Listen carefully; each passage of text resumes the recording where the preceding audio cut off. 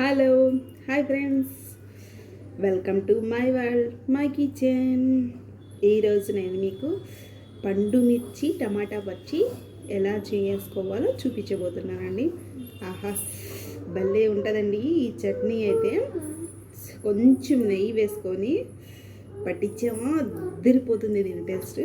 మీరు ఒకసారి ట్రై చేయండి, ఎలా ఉందో కామెంట్ చేయండి. ఖచ్చితంగా చెప్తున్నానండి, 100% చాలా చాలా చాలా బాగుంటుంది. వీడియో కానీ నచ్చిందా లైక్ చేయండి, షేర్ చేయండి, సబ్స్క్రైబ్ చేసుకోండి ప్లీజ్. వీడియోలోకి వెళ్ళిపోదాం. ఇలా వేడి వేడి అన్నంలో మనం ప్రిపేర్ చేసుకున్న పచ్చడి వేసుకొని తిన్నామా. చూడండి, మన పండు మిర్చి పచ్చడి ఎంత బాగుందో. దీంట్లో ఒక 1 స్పూన్ నెయ్యి వేసుకొని కలిపి తిన్నామా, టేస్ట్ అదరహో అనిపించిద్ది అనమాట. అంత టేస్టీగా ఉంటుందండి. మీరు ఒకసారి ట్రై చేయండి, చాలా బాగుంటుంది. చూడండి, టేస్ట్ అయితే చాలా బాగుంది. దానికి ఈ చట్నీ ఎలా ప్రిపేర్ చేయాలో చూసేద్దాం. ముందుగా నేనైతే ఒక 1/2 కేజీ పండు మిర్చిని తీసుకున్నానండి. ఇవి కారం లేని పండు మిర్చిని తీసుకోండి, అప్పుడే మనకు చట్నీ బాగా టేస్టీగా ఉంటుంది. స్పైసీగా ఉండకూడదండి. కారం తక్కువగా ఉన్న మిర్చిని తీసుకోండి, టేస్ట్ చాలా బాగుంటుంది.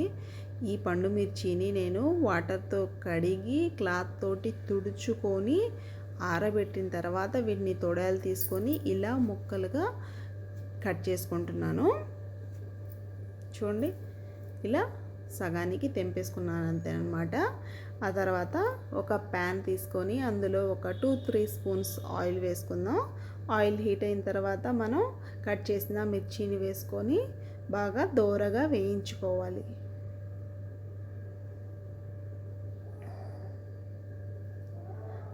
మాడకూడదండి, లో ఫ్లేమ్లో పెట్టుకొని వేయించుకుందాం.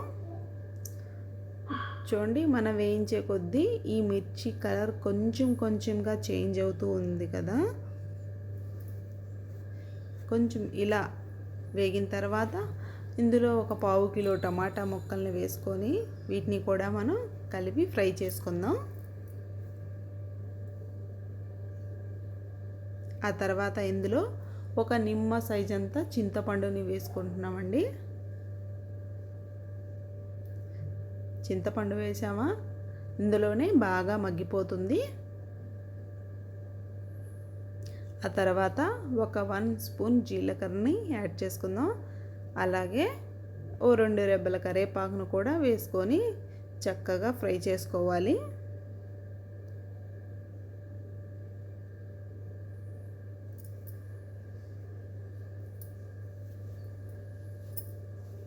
మనం పండు మిర్చి నిల్వ పచ్చడి స్టాక్లో లేనప్పుడు ఇలా మనకి మార్కెట్లో పండు మిర్చి దొరుకుతాయండి.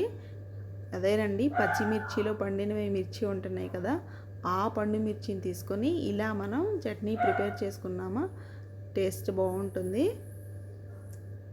నిల్వ పచ్చడి కన్నా ఈ టేస్ట్ అయితే ఇంకా బాగుంటుంది అనమాట. అప్పటికప్పుడు మనం ఈజీగా ప్రిపేర్ చేసేసుకోవచ్చు.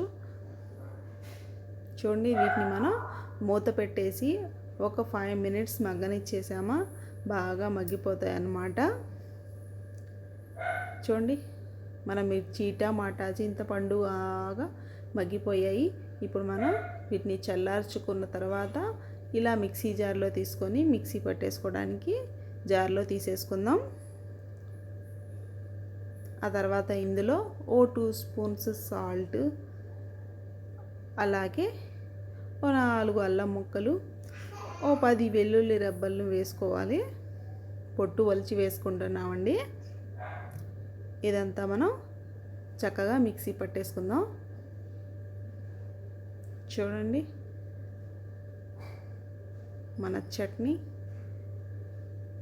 బాగా మెత్తగా అయిపోయింది కదా. ఇప్పుడు దీన్ని మనం పోపు పెట్టేసుకుందాం. ఒక ప్యాన్ తీసుకొని, చట్నీ కదండి, పచ్చడి కదా, దీనికి కొంచెం ఆయిల్ ఎక్కువే పడుతుంది. సో ఒక 4 స్పూన్స్ ఆయిల్ వేసుకొని 2 స్పూన్స్ పోపు దినుసులు, ఒక 1 స్పూన్ జీలకర్ర, అలాగే ఒక 1 స్పూన్ మినపప్పును వేసుకున్న. ఇవన్నీ మనకి దూరగా వేగాలండి. అలాగే ఇందులో మనం ఓ 2 ఎండుమిరపకాయలను కూడా వేసుకుంటున్నాం. ఇవి కొంచెం వేగిన తర్వాత 2 రెబ్బల కరివేపాకును కూడా తుంచి ఇందులో వేసుకుంటున్నాం.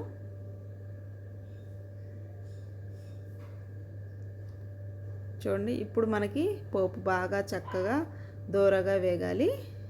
ఇలా దోరగా వేగిన తర్వాత ఇందులో మనం ముందుగా ప్రిపేర్ చేసుకున్న చట్నీని ఇందులో వేసేసుకుంటున్నాం.